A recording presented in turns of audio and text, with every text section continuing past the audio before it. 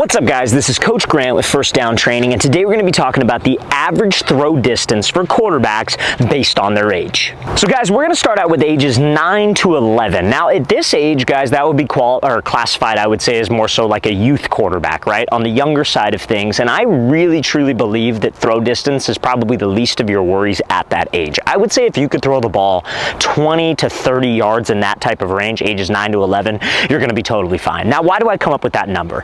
Generally because, I mean, number one, you guys probably haven't hit puberty yet, so you're not as strong as you're actually going to be. You probably haven't hit a growth spurt yet, and those things do apply, obviously, into arm strength and just general strength. Now, another reason is because your offensive line at that age generally isn't that good. I mean, and again, it's just because nobody really wants to play offensive line at that age. Everybody wants to throw touchdowns, catch touchdowns, run it in, so you see a lot of receivers, running backs, quarterbacks, etc., right?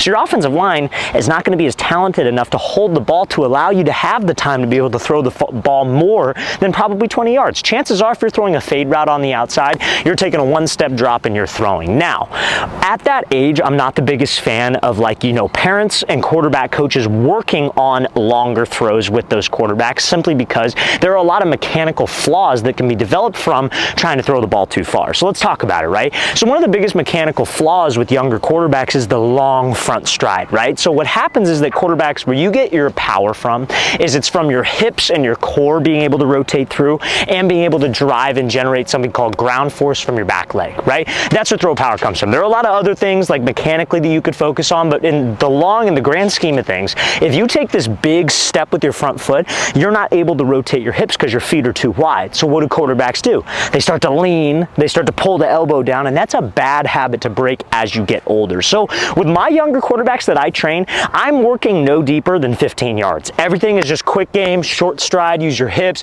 take the right type of drop, very footwork focused, but very mechanical focused. That's what I think is more important at that younger age. But now we're obviously going to discuss the throw distance for older quarterbacks and why maybe arm strength is a little bit more important as you get older. Now, fellas, before we get into that, if you are a quarterback watching this video and you would like to train with myself and my staff of coaches this offseason, we just released the next 3 cities that we will be traveling to for our 2-day-long QB and wide receiver training camps. We're going to be coming to 15 cities in 2026, but we released these first 3 to give you guys specifically early access, because our camps, guys, like, they sell out like 2 to 3 months in advance. All 3 of these camps will be sold out probably by mid-October. That's how it was last year, and every year they sell out quicker and quicker. So guys, the next 3 cities we're coming to is San Francisco, California. They'll be heading out to Orlando, Florida, and then Phoenix, Arizona. So guys, if you want to sign up for those camps and get access, make sure you take advantage of it. Go to that very first link in the description below. Our spots will sell out. So again, guys, very first link in that description below.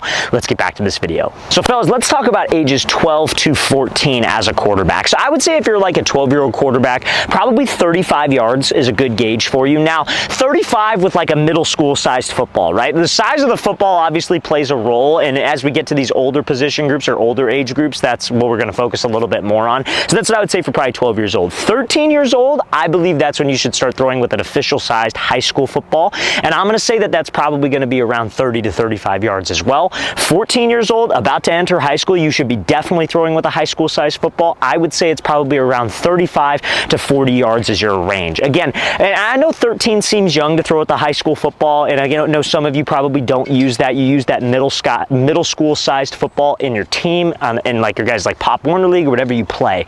But you got to get used to that bigger ball sooner rather than later. If I have a quarterback that I'm training and he's 13, I tell his parents, like, hey, get a high school ball.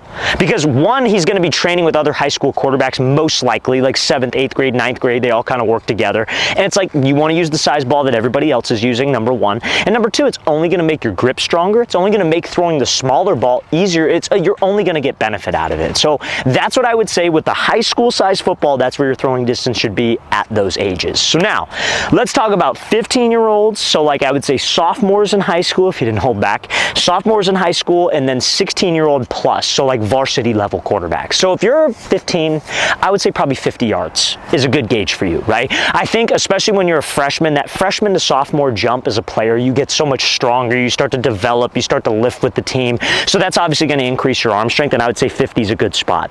So 16 and above, I would say the furthest you need to throw the ball, at least me in high school, the furthest I ever threw a pass was 60 yards, right? And that was like a broken down play, roll out of the pocket, and then let that thing go, and that was the furthest I ever threw it.